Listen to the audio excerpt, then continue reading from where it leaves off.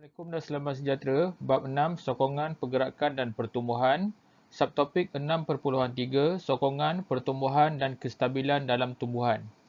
Dalam subtopik ini, terdapat 4 perkara yang perlu kamu ketahui iaitu yang pertama, menerangkan sistem sokongan tumbuhan daratan dan akuatik. Kedua, menentukan usia tumbuhan berkayu. Ketiga, menghubung kait sistem sokongan dan kestabilan dalam tumbuhan. Dan yang keempat, menjalankan eksperimen untuk mendapatkan pola pertumbuhan tumbuhan. Sokongan dalam tumbuhan. Antara fungsi sokongan dalam tumbuhan ialah membantu tumbuhan berdiri tegak bagi membolehkan bahagian daun mendapatkan cahaya matahari dengan maksimum bagi menjalankan proses fotosintesis. Kedua, sokongan dalam tumbuhan juga berfungsi untuk menahan dari tiupan angin. Sokongan utama bagi tumbuhan ialah bahagian batang dan akar. Batang tumbuhan menyokong berat batang itu sendiri dan juga berat daun, bunga dan buah. Manakala bagi akar, ia memberikan sokongan kepada tumbuhan dengan cara mencengkam pada tanah. Sistem sokongan tumbuhan darat. Tumbuhan darat boleh dikelaskan kepada dua jenis iaitu tumbuhan berkayu dan tumbuhan tidak berkayu, juga dikenali sebagai tumbuhan herba. Tumbuhan berkayu biasanya besar dan tinggi. Sistem sokongan bagi tumbuhan berkayu ialah mempunyai tisu berkayu yang keras dan kuat. Untuk memberi sokongan tambahan, tumbuhan berkayu mempunyai struktur khas iaitu akar baner, akar sokong dan akar jangkang.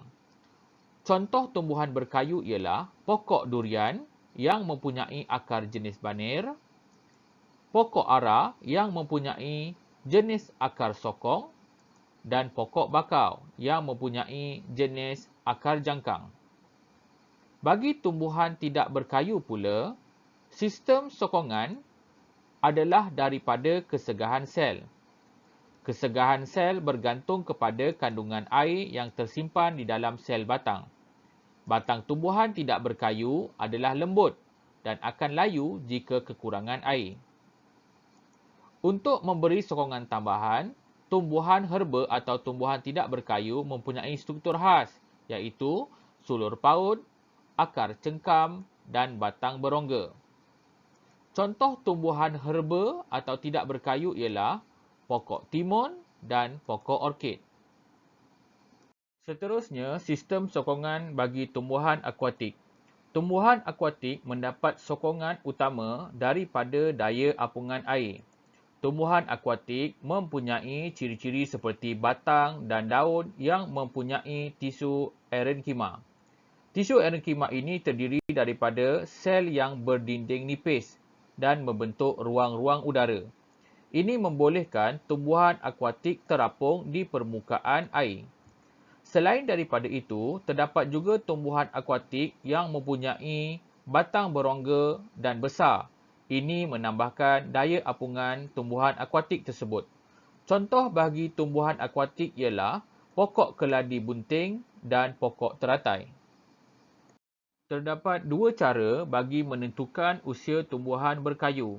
Kaedah yang pertama ialah mengira gelang pertumbuhan yang ada di dalam batang tumbuhan apabila pokok tersebut ditebang.